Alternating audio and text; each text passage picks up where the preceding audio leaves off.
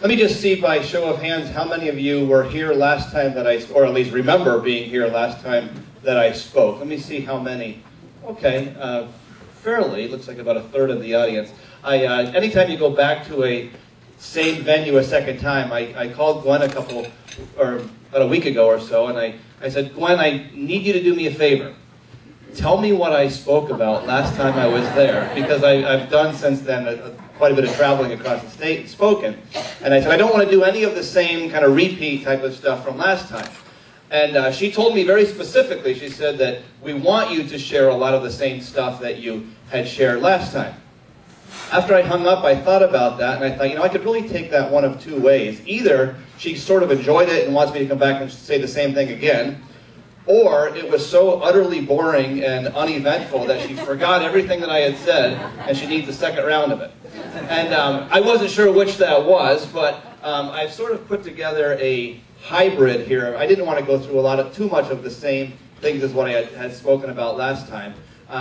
So I put together sort of a hybrid. I wanted to share some new stuff, but I also didn't want to get the Gwen look, and by not doing what she has asked me to do. So I will be sharing some of the same things, but I want to point out a couple of the things specific with this primary election coming up. As Gwen said, I was an Army chaplain. I had the honor of serving in Iraq. I was a chaplain with the 101st Airborne Division over in Mosul, Iraq.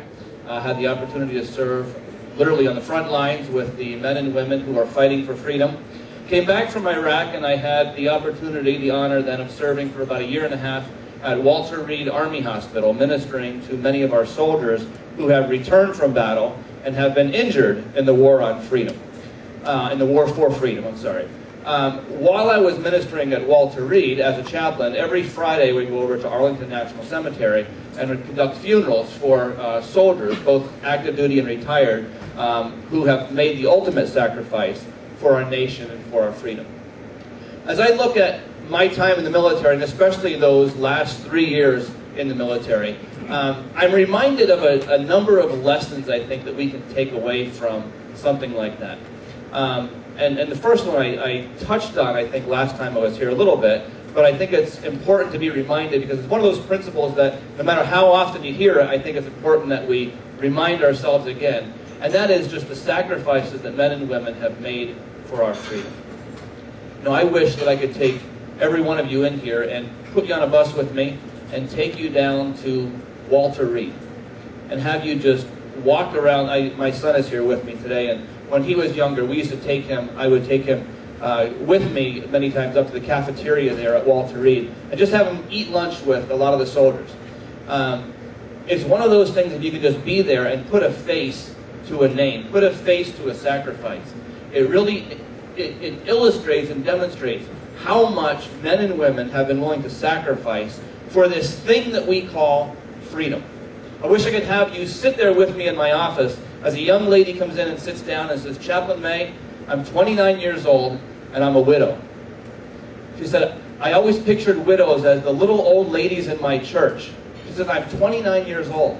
She says, I come home every night, sit down in front of the TV by myself, eat dinner by myself, go to bed by myself. Because my husband was on a mission in Afghanistan a couple months ago and he was shot down and killed. And I'm 29 years old and I'm a widow. I wish I could have every young person stand there with me at Arlington National Cemetery and watch as a young lady who is pregnant with twins buries her husband. Folks, the sacrifices that people have made throughout our nation's history for this thing that so often we take for granted called freedom can never, ever be underestimated. We can never take that for granted because many times we will never fully understand nor comprehend just how much these men and women have sacrificed. Whether it's the active duty soldier today, whether it's the men and women from our nation's founding, whether it's our grandfathers who sacrificed in the war, whatever it is, throughout our nation's history, people have sacrificed for this thing called freedom. I know I shared this last time I was here, but I'm going to share it again because it illustrates the point, I think, so clearly. Whenever I think of the sacrifices that people have made. I always think of a young soldier that was at Walter Reed there the one day when I was walking through the hallway. I remember walking down the hallway, and at the very end of the hallway, I spotted this guy walking toward me, and he just looked what we call Army strong. He just looked like a young, tough, fit, hooah Army soldier. He had the haircut, he had the look, he had the build. He just looked Army strong. And as he was walking toward me, I noticed from a distance that he was walking with a limp, and he had his arm around a young girl that was kind of helping him hobble down the hallway. And I could see as he got closer to me that he had a prosthetic leg, a fake leg from the knee down. And I remember as he was walking toward me, looking at this young guy and thinking, you know what? Take a look at that picture. Because that right there is a picture of the sacrifice that one person has made for my freedom. And I said, don't ever forget that picture, because it illustrates so clearly, here this guy is, should be out playing football, running around, doing whatever it is that he should be doing, and he's literally hobbling down the hallway, holding on to this young girl as she can help him make his way down the hall. And I thought, don't ever forget that, because it illustrates what sacrifice really means.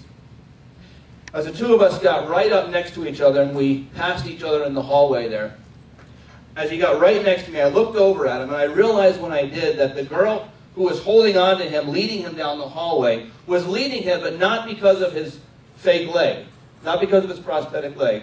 She was leading him because he had lost his leg and both of his eyes. I saw at that moment as he passed me that this young man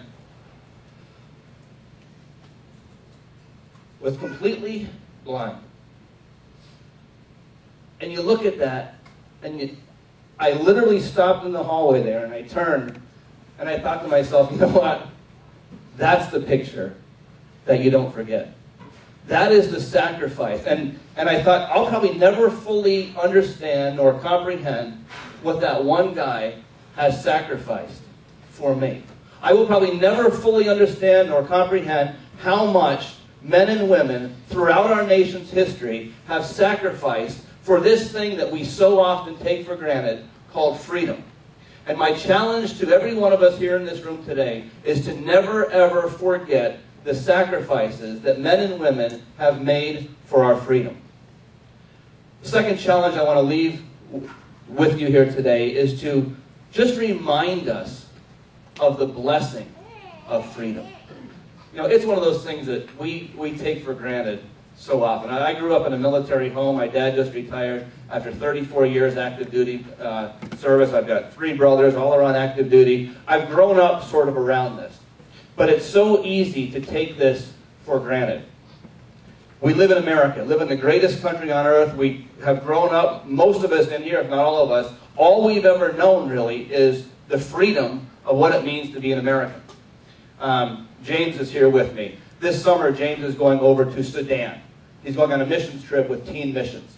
Going to be working with a group of young people over there who have been made orphans because of the civil war that's been taking place in southern Sudan and northern Uganda.